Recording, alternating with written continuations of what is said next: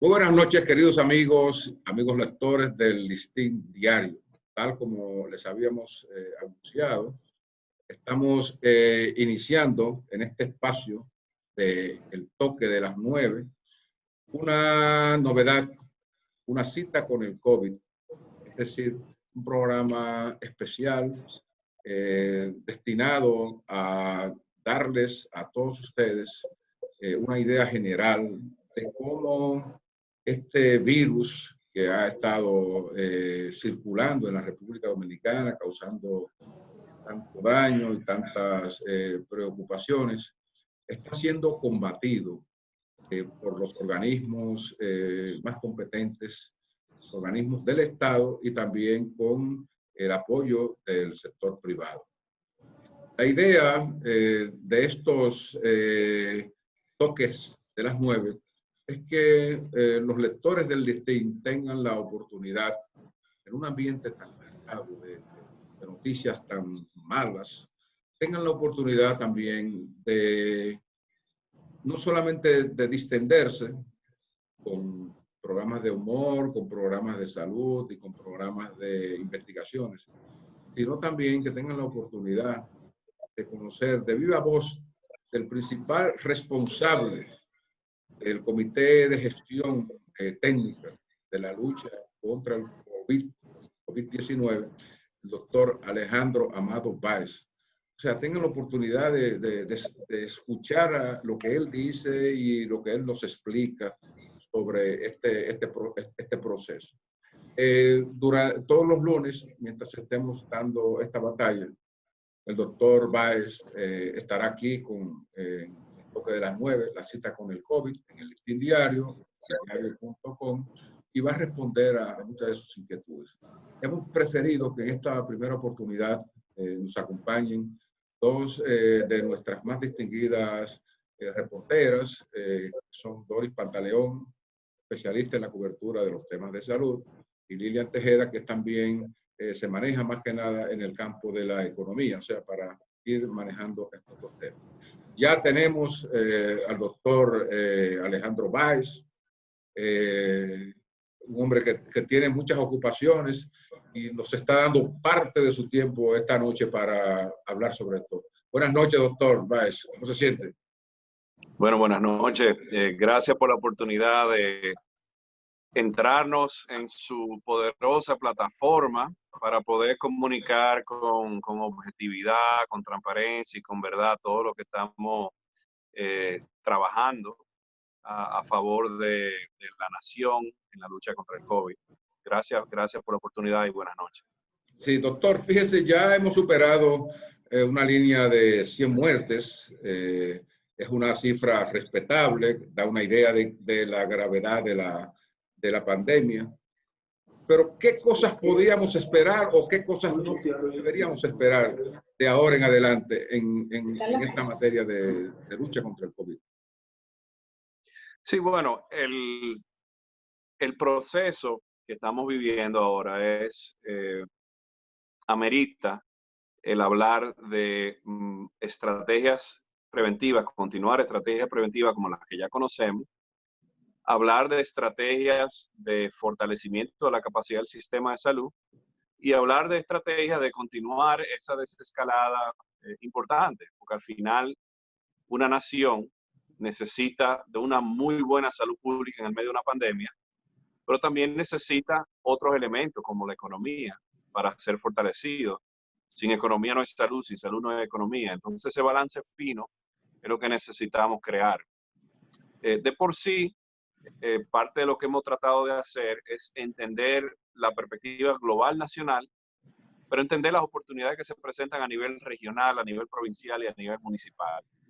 Y así es que vamos a continuar manejando los retos y las oportunidades asociadas a COVID, viéndolo desde la perspectiva local y haciendo intervenciones desde la perspectiva local. Y no esperar que las cosas se compliquen a nivel nacional, sino que trabajar bien intervenciones puntuales a nivel provincial, a nivel municipal y a nivel local. Siendo usted un médico especialista en estos temas de epidemiología, se ve de repente lidiando no solamente con un problema sanitario, sino también con un problema que tiene impactos en la sociedad, en muchos campos de la sociedad dominicana, por ejemplo, como usted dice, como el campo económico. Entonces, ciertamente, los pueblos que tienen esta pandemia se ven frente al dilema, o sea, cómo salvar vidas y cómo salvar la economía. Entonces, queremos salvar la economía produciendo una desescalada, es decir, permitiendo que la gente trabaje y vuelva a su empleo, pero al mismo tiempo se le puede atribuir a ese retorno al trabajo el convertirse en un factor de contagio. O sea, ¿cómo ustedes manejan, doctor Báez, esta disyuntiva? Claro, parte de lo que es interesante del COVID son las lecciones aprendidas en otros países. O sea, nosotros en República Dominicana podemos aprender de lo que ha pasado en España, lo que ha pasado en Italia, lo que ha pasado en Estados Unidos, y entender de que una apertura o una desescalada inteligente y cuidadosa es lo que tenemos que hacer. ¿Qué pasa? La apertura económica o la desescalada económica no implica suavizar o liberalizar las medidas preventivas que sabemos que funcionan. Al revés, si se fijan, la semántica cambia de quédate en casa a cuídate en casa y cuídate en el trabajo. La idea es que el uso de mascarilla es clave, el lavado de manos, el distanciamiento físico, el evitar conglomerados, los screenings, los chequeos, todo eso tiene que articularse de una forma efectiva y trabajar la comunidad con el sistema de salud, con los núcleos empresariales. Los empresarios tienen protocolos establecidos que ofrecen buenos esquemas de seguridad. Claro. Entonces el tema es no confundir una cosa con la otra. Entender de que estamos dando una oportunidad de revitalizar la economía. No por, y si se fijan, no es un tema de ayudar a los grandes empresarios, como a veces se habla en esa narrativa. Las primeras fases de la desescalada fortalecen la micro y pequeña empresa, más que empresas grandes. La idea es darle la oportunidad al dominicano de salir a la calle y producir, de poder alimentar a su familia, de pagar la renta, de pagar el colegio. Y eso se tiene que hacer con mucha responsabilidad, porque sabemos que los números van a aumentar, pero lo que tenemos que hacer es controlar ese aumento y ofrecer un entorno seguro para que esas fases puedan ocurrir de la mejor forma posible. Doctor, usted habla de aprendizaje, de aprender de lo que otros han hecho en esta lucha, otros países, pero resulta que en muchos de esos países se han ido aplicando o acomodando el protocolo original de la OMS, se han ido aplicando según conveniencias políticas o razones culturales de comportamiento ciudadano. Bien, pero ¿qué resulta? Que en esos países que digamos, que pudieran considerarse modelos en la lucha inicial, como Singapur, como Corea del Sur, la misma China también, o sea, ¿cómo de repente vuelven hacia atrás? Entonces, me gustaría saber qué podemos decir nosotros los dominicanos que hemos aprendido o estamos aprendiendo de esas experiencias. Sí, yo le puedo decir que la principal experiencia que nosotros hemos aprendido es entender esta problemática desde la perspectiva local. Por ejemplo, Chile tuvo una gran apertura nacional y tuvo un gran cierre nacional. Nosotros aprendimos de que el evaluar COVID desde una perspectiva macro te desconecta de la realidad epidemiológica, y es que los brotes ocurren a nivel micro. Entonces, si desplegamos esfuerzo a nivel micro, a nivel local, tanto esfuerzo de vigilancia epidemiológica, visitas domiciliarias, teleconsulta, y lo integramos con tecnología como la aplicación de contact tracing o rastreo de contactos, que ustedes nos ayudaron a comunicar y facilitar esa información. Cuando conectamos todo eso, podemos tener un pulso epidemiológico local, lo cual nos permite desplegar recursos puntuales y precisos, y no esperar que las cosas salgan fuera de control y de repente tomar medidas drásticas a nivel nacional, sino que lo que queremos es entender esa dinámica local, hacer intervenciones tanto desde el lado de fortalecer elementos restrictivos y elementos de prevención, como desde el lado de suavizar para fortalecer esa apertura económica. El factor local es lo que hace la diferencia, e inclusive cuando hablamos del modelo de éxito que hemos implementado en el comité, el famoso Plan Duarte, El Plan Duarte fue el piloto del modelo de valor público en crisis que establecimos nosotros. El éxito del Plan Duarte tuvo que ver que integramos estrategias que trazamos a nivel central, pero implementadas a nivel local, con gobierno local, con recursos locales, con el sistema público y privado local, con empresariado local. Todo tuvo una coherencia, tuvo una integración que permitió el gran éxito que estamos viendo ahora en provincia de Duarte, que de pasar a ser del peor a nivel de situación de COVID, ahora mismo se está convirtiendo en lo que quizás pronto va a ser la primera provincia COVID-free. Ok. Aquí tenemos le quiero dar paso a Doris y a Lilian para que tienen muchas inquietudes, así que cualquiera de ellas dos tiene la oportunidad de preguntar al doctor Báez. Bueno, muchísimas gracias, director. Muchísimas gracias, doctor Báez, por su participación, por prestarnos su tiempo, que sabemos lo complicado que está usted en todos estos días. Y quería preguntarle, doctor, veo que usted hace mucho hincapié en lo local, en ese comportamiento local, y nos gustaría saber, desde el punto de vista epidemiológico, cómo podemos leer en este momento en que nos encontramos el comportamiento local de la epidemia del COVID-19 en República Dominicana. ¿Cómo estamos si lo segregamos por provincia, por ejemplo? Sí, mira, esa pregunta está buenísima, Doris. La gran mayoría de las provincias han logrado una meseta y una desaceleración en los números. Sin embargo, hay que puntualizar cómo se conecta el Gran Santo Domingo en todo esto. El Gran Santo Domingo aloja un importantísimo núcleo de productividad. Aloja también 1/3 de la población dominicana. Entonces, cuando hablamos, y la mayor densidad y concentración poblacional, cuando hablamos de desescalada, era de esperarse que el Gran Santo Domingo tuviera un aumento en el número de casos COVID. Entonces, cuando yo hablo de intervenciones puntuales, decimos, bueno, hicimos una intervención en provincia de Duarte y funcionó, en Santiago y funcionó, en Puerto Plata y funcionó. Ahora lo que hay que hacer es reproducir ese modelo efectivo que conocemos, valor público en crisis, sinergia público-privada, integración del gobierno local, integración de líderes comunitarios, de prensa, sociales locales, integración del empresariado local, que tiene raíces importante en esa localidad y que las inversiones filantrópicas van a tener su retorno directamente con esos esfuerzos locales.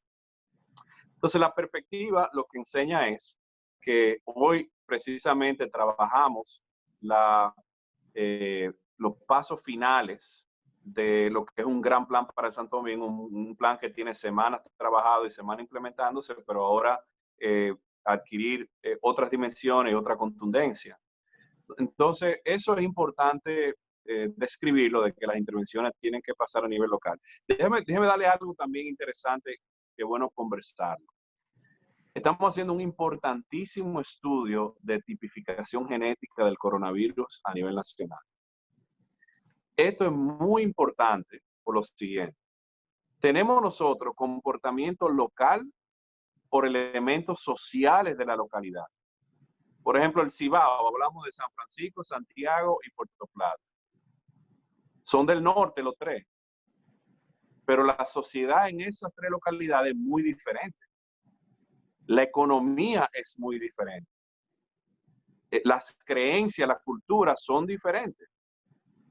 Y si a eso añadimos la posibilidad de que haya genotipos diferentes del virus en diferentes localidades, eso agrega a la necesidad de tener que hacer intervenciones inteligentes desde la perspectiva social, desde la perspectiva económica, pero desde la perspectiva de salud pública y científica. Y a eso es que nos referimos con ese sazón, ese sabor local y la importancia de hacerlo así. ¿Y a quién se le aplica ese estudio genético? ¿A pacientes ya contagiados o a pacientes asintomáticos o según los estudios que se hayan hecho de cadáveres de fallecidos por COVID, para saber?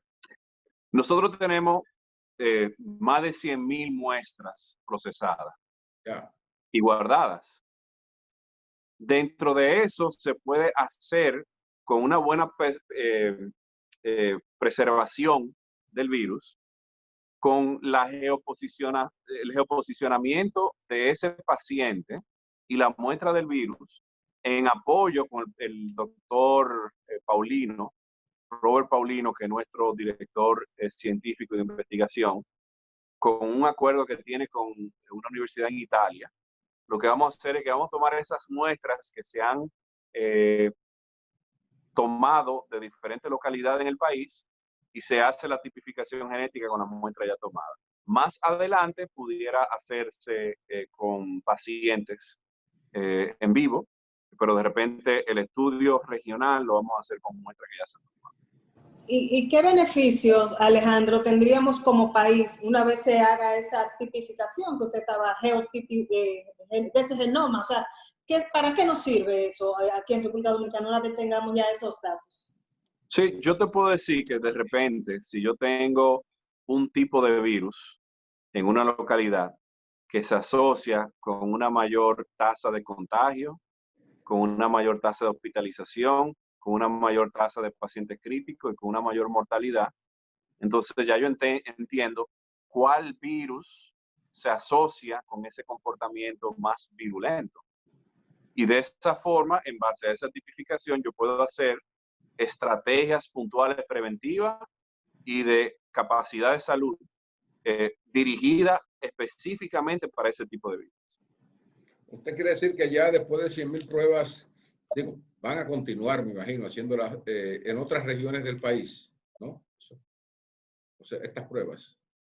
Sí, inclusive el aumento de pruebas no para. Nosotros vamos a seguir aumentando la capacidad de pruebas. Tenemos ahora el despliegue tenemos pruebas rápidas, que son las famosas IgG, IgM, pruebas rápidas de sangre, que lo que miden es anticuerpos.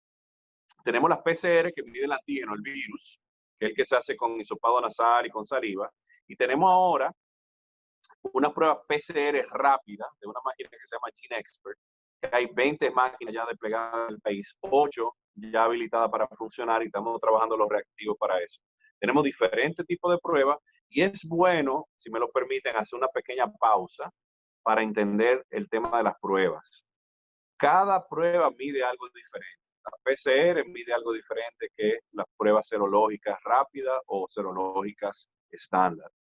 No es un tema del ciudadano común, no es prudente que un ciudadano común se haga una prueba y haga su propia interpretación basada en el resultado de la prueba, porque, por ejemplo, el hisopado nasofaríngeo y la saliva se optimiza la positividad en el día 5. Si yo estoy en contacto hoy con una persona y me hago la prueba hoy, es muy posible que dé negativo. Eso no quiere decir que yo soy negativo, eso quiere decir que lo hiciste demasiado temprano en el proceso de captura de esa prueba. Sin embargo, las pruebas rápidas y pruebas serológicas, que lo que miden es anticuerpos, IgG e IgM, empiezan a tener una positividad al 8º día. Y la ventana más óptima es en el 10º, 12º día. O sea que si yo me hago esa prueba en el 3º o 4º día, es muy posible que esté negativa, porque mi cuerpo no ha producido anticuerpos todavía. Y eso no quiere decir que yo soy negativo. Entonces, el despliegue inteligente de prueba, integrado con un elemento de educación, de entender qué es lo que quiere decir una prueba negativa, qué es lo que quiere decir una prueba positiva, es importantísimo. Otro ejemplo, las pruebas serológicas, rápida o estándar, miden anticuerpos, pero hay 2 tipos de anticuerpos, IgM e IgG. IgM es la primera línea de defensa. IgM te dice que hay una infección activa que tu cuerpo está peleando. IgG es una segunda línea de defensa que dice que ya te expusiste a ese antígeno, a ese virus, y tu cuerpo tiene otro tipo de inmunidad. Se pudiera decir que un paciente IgM negativo e IgG positivo es muy probable que esté curado de la enfermedad. Entonces eso se corrobora con pruebas PCR que te confirman si el virus está o no está. Entonces todo eso es importante porque hemos hecho decenas de miles de pruebas PCR, decenas de miles de pruebas rápidas, y el compromiso nuestro es analizar de una forma inteligente los resultados de esas pruebas. No es que el ciudadano debe hacerse la prueba y llegar a sus conclusiones, es que esa prueba tiene que llegar a un punto de reporte y tiene que ser evaluada por un profesional de la salud también. Lilian, ¿qué preguntas tienes? Sí, gracias, don Miguel. Yo quisiera preguntarle, ¿cuáles son los planes que se tienen o qué se tiene previsto hacer cuando ya se completen las fases, la desescalada, se haya completado la reinserción laboral, si siguen incrementándose los casos, ¿qué se podría hacer o qué se tiene previsto hacer en ese caso? No, bueno, acuérdense que lo que está previsto es que cada fase procede a evaluarse. Por ejemplo, lo que estamos viendo ahora en la fase 2 es los resultados de la fase 1. El ciclo viral es de 14 días. Entonces, este aumento que estamos viendo en la tasa relativa y absoluta de positividad, lo que refleja es la apertura y la desescalada en la fase 1. Entonces, ahora en la fase 2 lo que estamos haciendo es evaluando si la apertura o la activación de la fase 3 procede. Si la activación de la fase 3 no procede, no se activa. Y lo que hacemos es apretar medidas restrictivas. Lo que hacemos es puntualizar geográficamente dónde hay que hacer intervenciones específicas para controlar el virus. Todo eso es un proceso dinámico y que necesita un monitoreo y una evaluación y una vigilancia epidemiológica estricta. Si se toma, digamos, doctor, la decisión de no abrir la tercera fase, digamos, una cuestión hipotética, porque ha habido un incremento de las muertes y de las cosas, ¿verdad? ¿Qué tiempo le tomaría al país estar seguro de reconvocar a una fase? Si tiene que apretar, como usted anunció que iban a apretar las medidas, o sea, parecería que entonces que el país entraría en una situación de vaivén, o sea, abrimos, cerramos. Entonces, eso pudiera también, no sé si pudiera causar algún tipo de dudas entre la sociedad de cómo, de que si funcionó una cosa y por qué no funciona ahora. O sea, es decir, nos hemos sometido a cuarentena, a confinamiento, a restricciones, y ahora resulta que no, que siguen las muertes, que esto hay que volver para atrás. O sea, eso yo creo que el país se debe estar preguntando hoy, porque ya el miércoles tenemos supuestamente la entrada a la tercera fase. Sí. Al final, por eso que estamos en sus medios informando y comunicando, porque esas son cosas que tienen que estar claras. Ese va y ven es multifactorial. Ese va y ven tiene que ver con las aperturas económicas, la desescalada, pero también tiene que ver con la epidemiología, con el movimiento del coronavirus, pero también tiene que ver con la conducta social. En ningún momento de la desescalada nosotros le dijimos a los dominicanos de la mascarilla. Y por alguna razón, muchos dominicanos entendieron que había que quitarse la mascarilla, que ya se podía jugar fútbol en los parques, que podían estar bebiendo cerveza y jugando dominó. Por alguna razón, lo que nunca se comunicó lo interpretaron así. Y por eso yo entiendo que hay que ser firme en las razones de salud pública que estamos utilizando para trabajar estas medidas a nivel de políticas públicas y políticas de salud. Son razones puramente epidemiológicas. Lo otro es, esto no es un tema nada más de dominicanos, y yo creo que eso es lo mejor que podemos hacer es entender lo que ha pasado en otros países, países que consideramos más desarrollados que nosotros, países que tienen otra cultura, en Europa, en Asia, en la misma Latinoamérica. Y entender que ese va y ven, como bien define usted, es propio de la dinámica del virus. Está pasando en las naciones más poderosas y en países socioeconómicamente igual que nosotros. La misión nuestra es no permitir que esos otros picos de casos colmen el sistema, la capacidad del sistema de salud e intervenir puntual y rápidamente con maniobras preventivas y con aumento de la capacidad del sistema para poder continuar dándole la mejor atención a los dominicanos. Doris o Lilian, ¿qué tienen que preguntar? Bueno, le voy a hacer una preguntita al doctor. ¿Cómo hacer, romper esa cultura, como decía el director y como decía usted, doctor, del dominicano, de creer, de que ya sin mandarlo, haberse quitado la mascarilla, haber roto ese distanciamiento, que es lo que tanto ustedes han estado aconsejando desde el inicio? Y estoy segura que a cada dominicano se le preguntan cuáles son las medidas que se deben adoptar y te las recitan, porque ocurre lo mismo con el dengue. Saben qué es lo que hay que hacer, pero al final actúan de otra manera. Entonces, ¿cómo hacer ustedes, que son los que están dirigiendo ahora mismo las políticas del COVID en nuestro país, que la población entre en razón? Porque vemos como que ya se ha ido perdiendo el miedo al virus. Sí, y mira, ese tema del miedo al virus es complicado, porque inclusive se ha politizado hasta cierto punto. Y yo prefiero tratar de navegar estas aguas de una forma objetiva, como técnico, desde la perspectiva de hacer lo correcto para la salud pública. Al virus hay que tenerle miedo. El virus enferma, el virus mata. Hay cientos de dominicanos que han perdido su vida por este virus.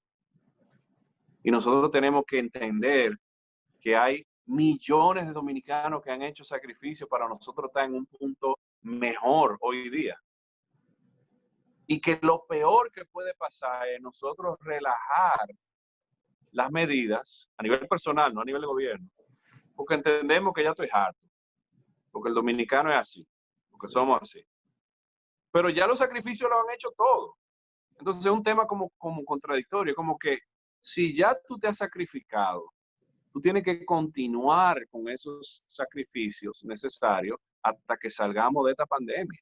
Entonces es un tema de fortalecer políticas públicas, fortalecer de repente estrategias preventivas donde vamos a los barrios y entregamos mascarilla, manita limpia, jabón, estrategias para aporte comunitario, pero también un tema de cultura y sociedad. El dominicano tiene que entender que no podemos ser dejados en estos temas. Tenemos que ser responsables. Y que esa responsabilidad no es individual. No es que yo hago lo que me da la gana. Es que si tú como individuo haces lo que te da la gana, tú vas a enfermar a tu familia, tú vas a enfermar a tu vecino, tú vas a enfermar a las personas que trabajan contigo. Entonces es un tema muy interesante, que yo creo que el dominicano tenemos que verlo de esa perspectiva. Y este es un tema de bienestar común, de bien colectivo, de no individualismo, porque tus acciones individuales afectan a todos los demás. Eso es lo que yo creo que tenemos que hacer. Seguir fortaleciendo políticas de salud pública, pero entender que el dominicano entienda que esto es un tema mayor y por encima de un individuo. Fíjense una analogía de un científico europeo. La naturaleza es más fuerte que todos nosotros. No hay un solo individuo que va a poder con la naturaleza. Esto la naturaleza nos lo ha demostrado con huracanes, con terremotos, con pandemias. La única forma que vamos a salir de esto es como un colectivo, como humanidad. De República Dominicana vamos a salir como dominicanos, todos unidos haciendo lo correcto. Del mundo vamos a salir como seres humanos enfocados en el mismo objetivo. Y esa es la esperanza que nos trae el COVID. De que como humanidad nosotros tenemos que entender que tenemos que cambiar la forma que habíamos decidido vivir la vida antes. El egoísmo no tiene espacio aquí, el egocentrismo no tiene espacio aquí, el individualismo no tiene espacio aquí. Aquí tenemos que pensar en lo tuyo y en lo de los otros al mismo tiempo. Lidia, justamente creo que iba en esa dirección cuando preguntaba, o sea, ok, una vez ya teniendo ciertos controles de esta pandemia, o sea, ¿cómo sostener las reglas en el trabajo, verdad, Lilian? Sí, y también quisiera que abundara un poco cómo ha sido, usted que está hablando de integración y de participación de todos, cómo ha sido precisamente la participación del sector privado en todo este proceso. Bueno, el sector privado, parte de la misión del comité es la articulación público-privada. Es uno de los acápites propios del decreto que establece el comité.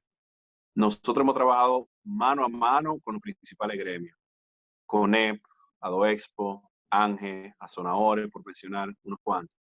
Lo otro que hemos hecho, hemos creado consejos empresariales locales, provincia de Duarte, Santiago, Puerto Plata, Santo Domingo.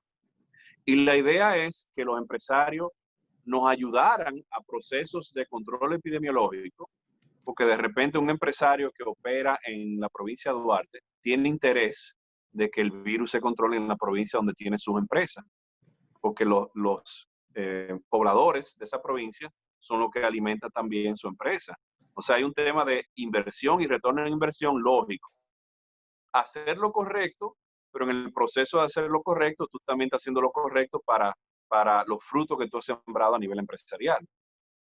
A nivel ya de la desescalada, el tema es entender cuáles son los modelos de mejores prácticas, entender cuáles son los protocolos y ejecutar los protocolos. Que las empresas que están abiertas entiendan que va a haber un elemento de supervisión, que se va a ir con el Ministerio de Salud Pública, el Ministerio de Defensa y el Ministerio de Trabajo. Y si no están cumpliendo los protocolos, así como hablo de lo positivo a nivel micro, también vienen consecuencias negativas. Los justos no pueden pagar por los pecadores. Las empresas que no están acatando los protocolos y las medidas de distanciamiento, de lavado de manos, de uso de mascarilla, tienen que simplemente parar hasta que cumplan los protocolos. Y eso es un tema de inversión también. Tienen que cumplir los protocolos para poder continuar operando. ¿Y existe la estructura para llevar a cabo esa supervisión? Sí, mira, el trabajo de nosotros ha querido enfocar mucho en la democratización y descentralización de procesos, pero con la óptima supervisión. Cada empresa tiene comité de riesgo laboral y salud ocupacional. Entonces, lo que hemos hecho es que hemos enviado el mensaje de que el comité COVID empresarial se convierte en esos comités de salud ocupacional y riesgo laboral. Y ellos entonces trabajan los procesos y esos procesos nos lo van reportando a nosotros. En algún momento hay también un elemento de supervisión, donde con el Ministerio de Trabajo, Ministerio de Salud Pública, Ministerio de Defensa y Policía se hacen unos procesos de supervisión para ver si están acatando. Entonces, un push y pull. Las empresas hacen los protocolos, porque también es interesante. Es verdad que hay un costo asociado a estos protocolos. Eso es cierto. Las empresas no tenían en su presupuesto para el 2020 gastar millones de pesos en mascarilla y equipo de protección personal y manito limpia. Pero al final, tiene un impacto muy superior el cierre de una empresa por no acatar unos protocolos. Y ese impacto no es solamente en el bolsillo del empresario dueño de la empresa. Ese impacto está en los empleados que laboran en esa empresa, que se van a ver ahora sin empleo, sin trabajo, porque la empresa cerró porque no estaba haciendo lo correcto. Entonces, lo bonito de esto es que los mismos empleados son los que van a estar empujando el que se acate los protocolos, porque son los que necesitan que esa empresa labore para poder mantener su trabajo. Entonces, desde los empleados abajo hasta arriba, es del mejor interés de todo el que los protocolos de distanciamiento, prevención y salud ocupacional asociados a COVID se ejecuten. Doctor, me interesa este punto. O sea, es obvio que el que está trabajando en una empresa donde hay gente que puede tener vulnerabilidades o ser susceptible de todo eso, y en aras de cumplir con las reglas que ha establecido el protocolo, bueno, observen un comportamiento, digamos, muy apropiado a la hora que están en una empresa, con sus manitos limpias, todo eso muy bien. Ahora bien, llevémonos a todos esos individuos que están en esa empresa a sus casas. ¿Cuál sería el comportamiento ideal que ellos deben tener? Porque yo puedo decir, bueno, yo en el listín diario, cuando llego al periódico, en vez de entrar por mi puerta de acceso privada, yo entro por la puerta principal para que me tomen la temperatura, para que me limpien, me den las manitos limpias y todo eso, aunque venga con manitos limpias de mi casa y no venga tan caliente el periódico. Pero, ok, en la empresa cumplo mis reglas y mis protocolos, pero cuando yo llego a mi casa, yo me siento más distendido. Yo me imagino que usted también, cuando llega, caramba, a veces como sentirse mentalmente libre de reglas y de digamos, de cosas que tengo que hacer.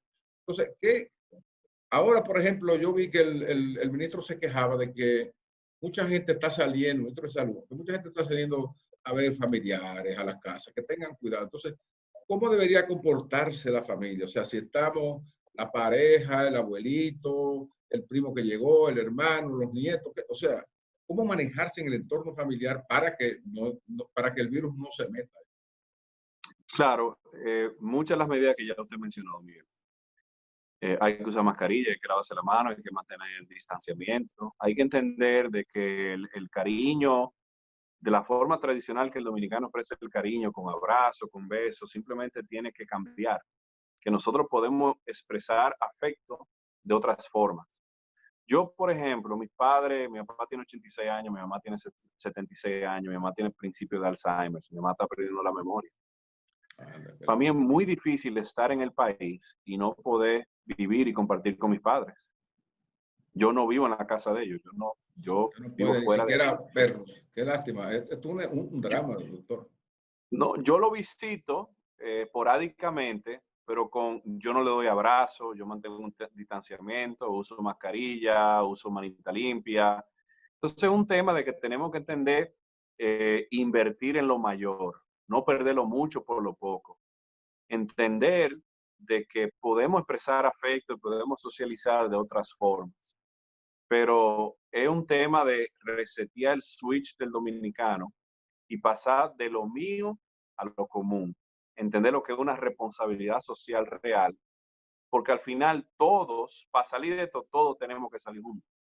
No Doctor, es entonces, con la pareja, que, bueno, uno tiene que acostarse con su pareja, pegado ahí de la pareja, que le llega un niño, y quiere ir a acercarse y abrazar. O sea, yo me explico, ¿cómo se adapta un dominicano a todas esas cosas? Y si hay que andar con mascarilla en la casa, bueno, yo creo que ya, entonces la gente como que se podría entonces hasta cansar y revelar de tantas limitaciones.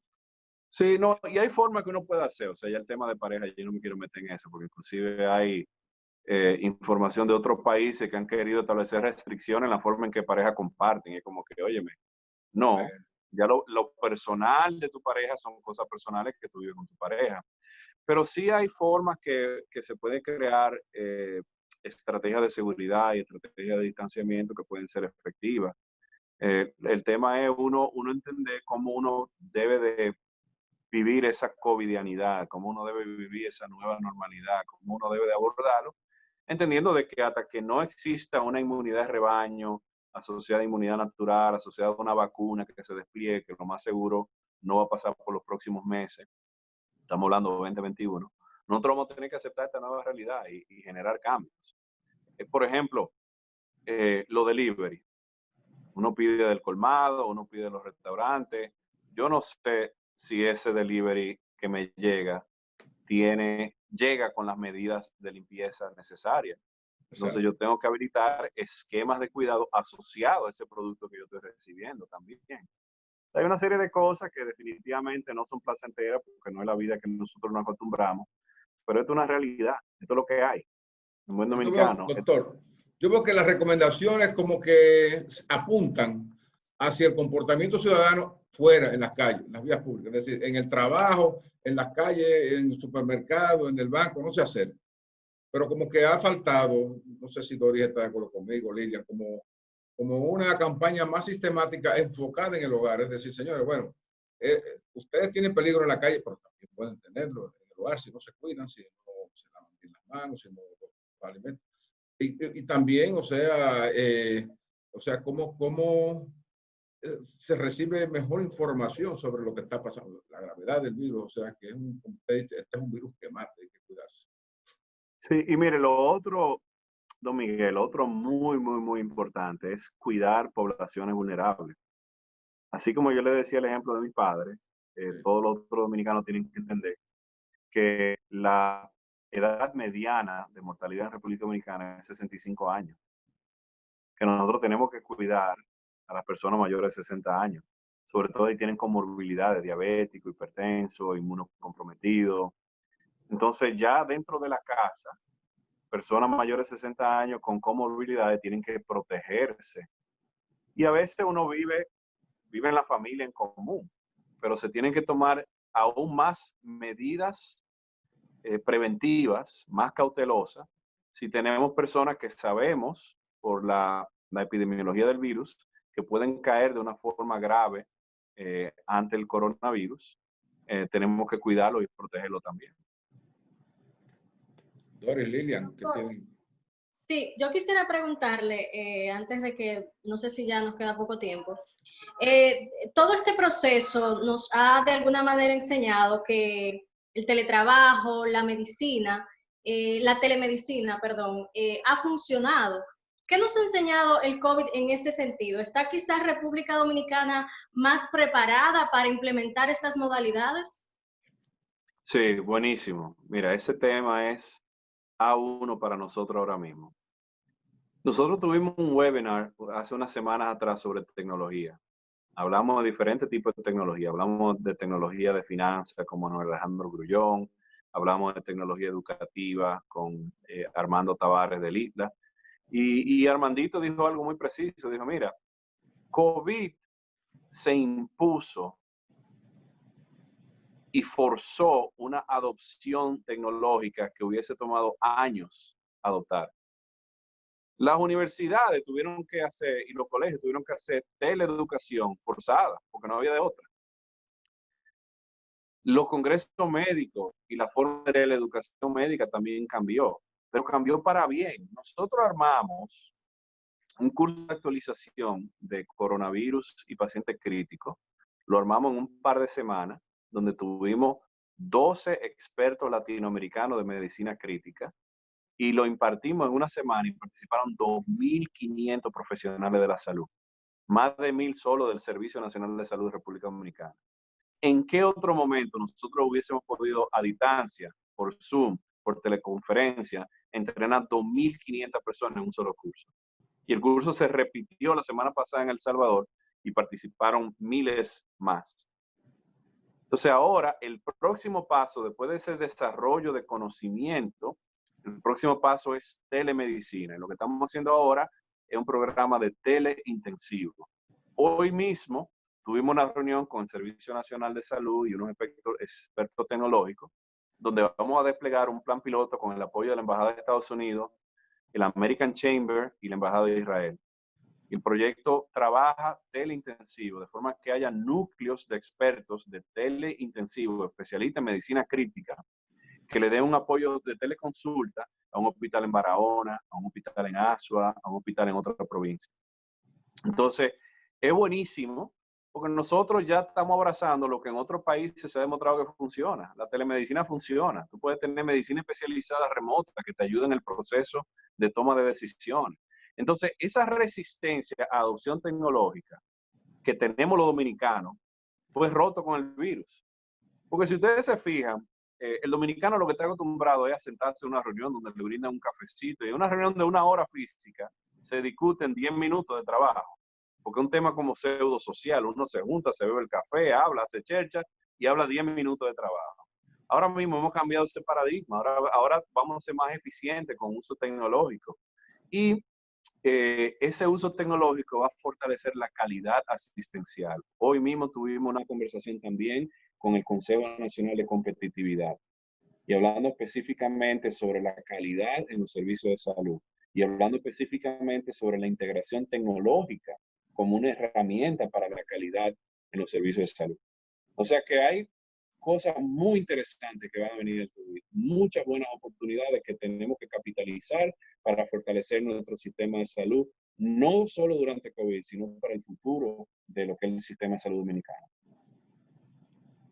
Para ir ya un poco cerrando, porque el doctor, como ustedes saben, tiene unas altas responsabilidades, sobre todo de tiempo, porque él es el que dirige la lucha, el comité técnico, la lucha. Me imagino que usted no descansa, doctor.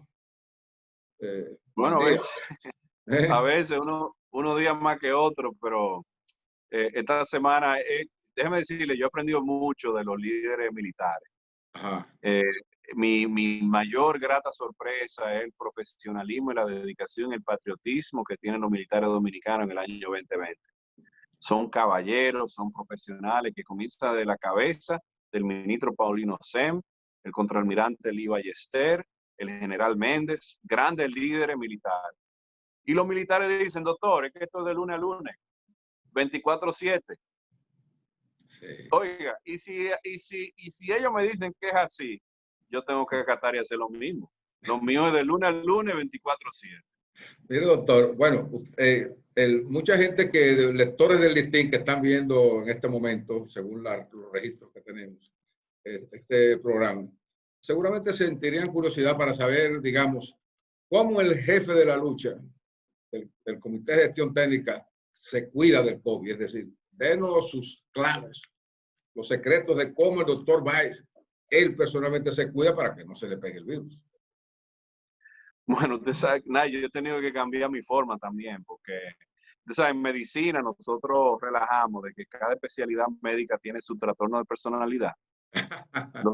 Los cirujanos son narcisistas, los médicos de emergencia tenemos deficiencia de atención y los anestesiólogos son obsesivos compulsivos.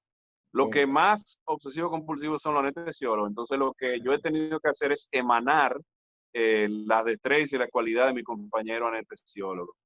Yo tengo manita limpia en todo lado. Yo tengo diferentes tipos de mascarillas que utilizo en diferentes momentos. Yo tengo uno de esos trajes blancos guardado en el maletín mío. En caso de que sea necesario, yo montarme un traje blanco para entrar a una localización específica. Los gogles, mantengo el distanciamiento físico. Al final, y la pregunta interesante, don Miguel, porque el tema es, uno tiene que cuidarse. Pero en el proceso de uno cuidarse, uno cuida al otro. El mejor ejemplo es la mascarilla. La mascarilla está para tú cuidarte, pero para tú también cuidar al otro. Y ese es el mejor ejemplo, la mejor analogía de cómo vamos a salir del COVID.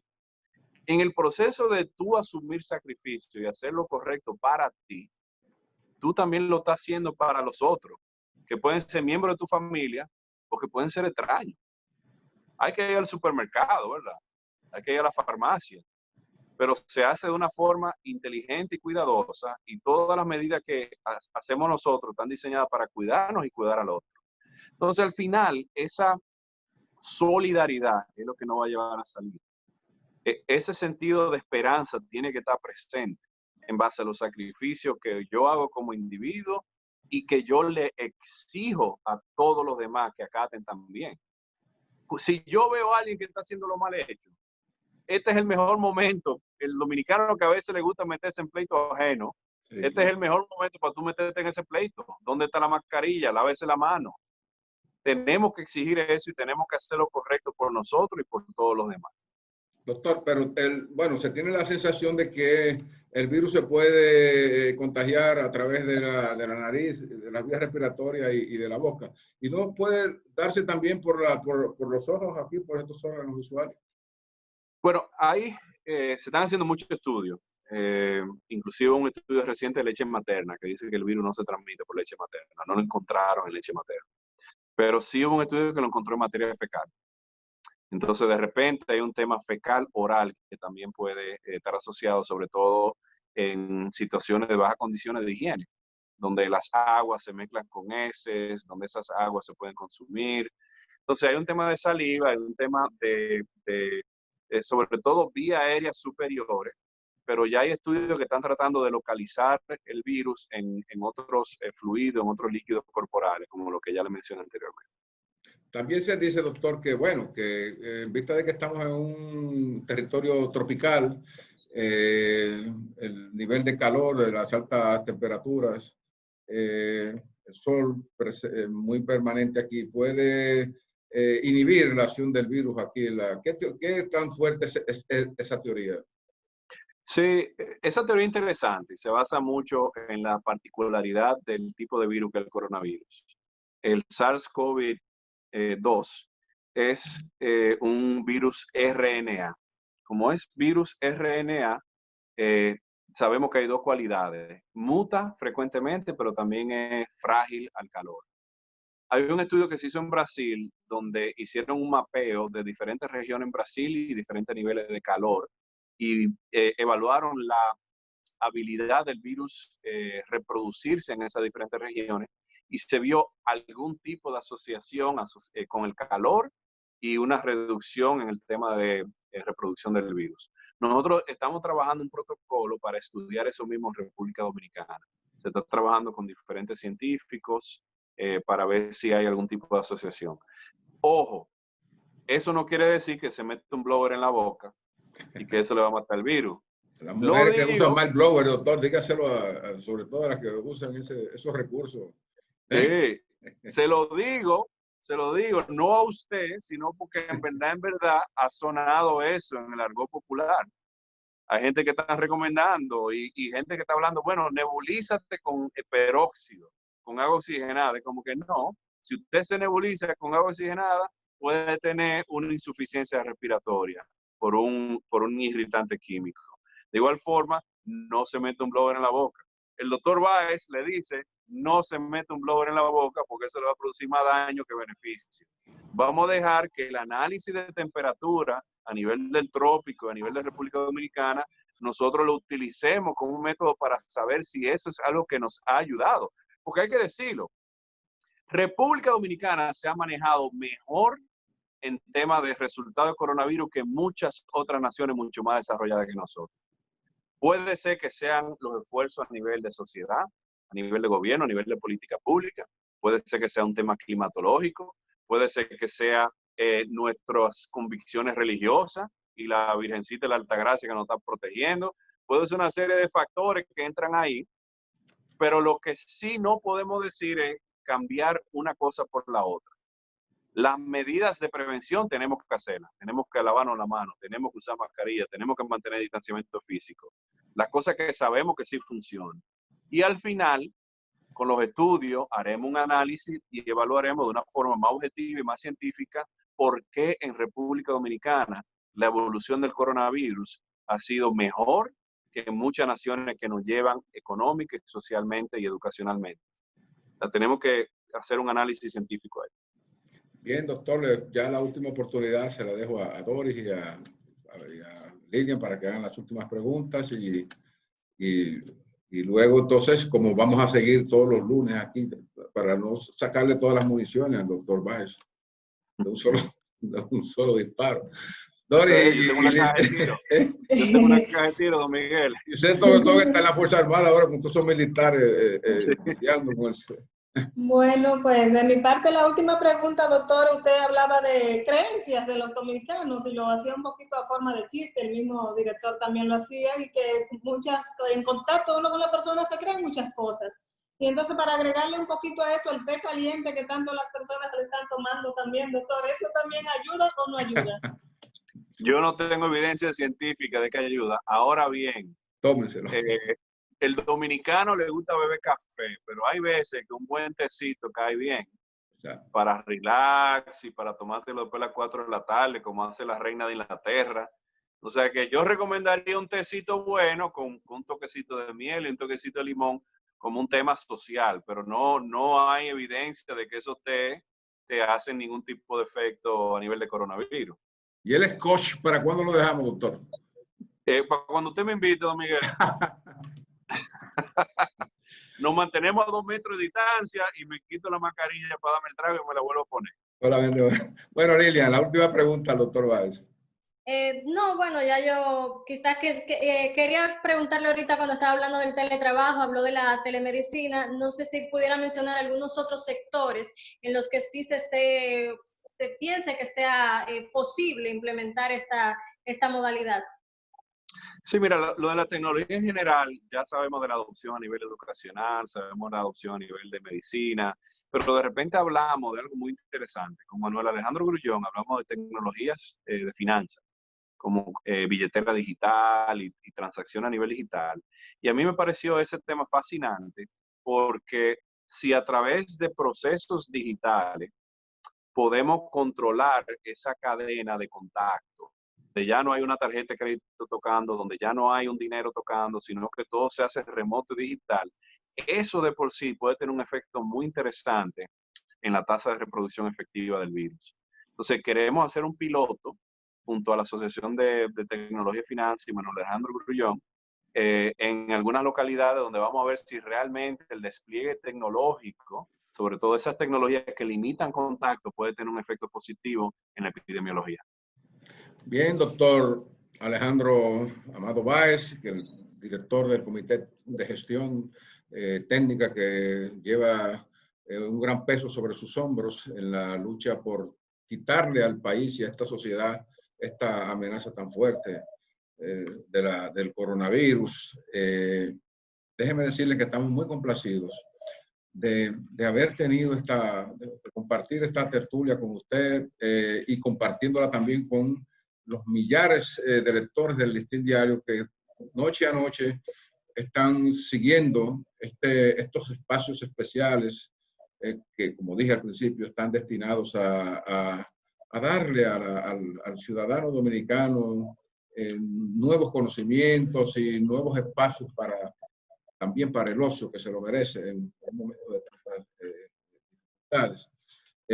Pienso que usted nos ha dado esta noche muchísimas informaciones de valor, cosas que probablemente el país no estaba conociendo. Es decir, todo lo que se está haciendo detrás del telón, que mucha gente no lo ve para que este virus sea menos agresivo y cobre menos vidas y cause menos daños a la gente y a la economía. Creo que han quedado bastante ya esbozadas y perfiladas aquí en este primer encuentro.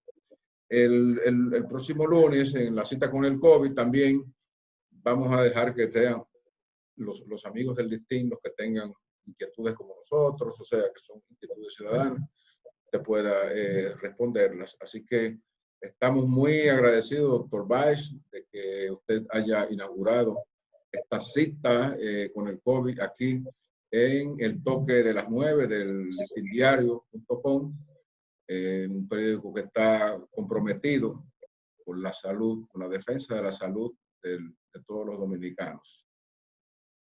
Bueno, gracias a usted, Miguel, y a Dori, a Lilian, por la oportunidad.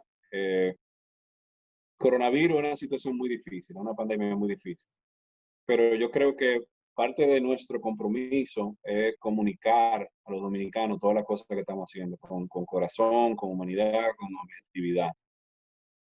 Decirle los esfuerzos que se están haciendo, hablarle un poquito de la lógica que está detrás de nuestras acciones, hablarle de estrategias que pueden tener a nivel personal, para poder salir nosotros con esa solidaridad, poder salir nosotros de una forma exitosa de esta terrible pandemia. O sea que gracias por la oportunidad de poder comunicar esos esfuerzos y poder informar un poco mejor y definitivamente esperamos en la próxima ocasión poder hablar de otros temas y poder comunicar otros puntos importantes. Gracias de verdad por la oportunidad. Gracias a usted, doctor Báez, a Lilian Tejada, a Doris Pantaleón, que nos han acompañado esta noche aquí. Y bueno, gracias a todos los amigos del Listín Diario que han tenido han ofrecido la distinción de seguir este programa esta noche y esperamos que hayan, como nosotros, hayan aprendido mucho y sigan sintonizándose con listindiario.com, que siempre tenemos cosas muy interesantes y lo vamos a demostrar esta semana con algo que creo que gustará mucho a los lectores del Listín Diario, pero esa sorpresa la dejamos para anunciarla mañana. Así que buenas noches a todos. Bueno, buenas noches. Buenas noches. Gracias, doctor.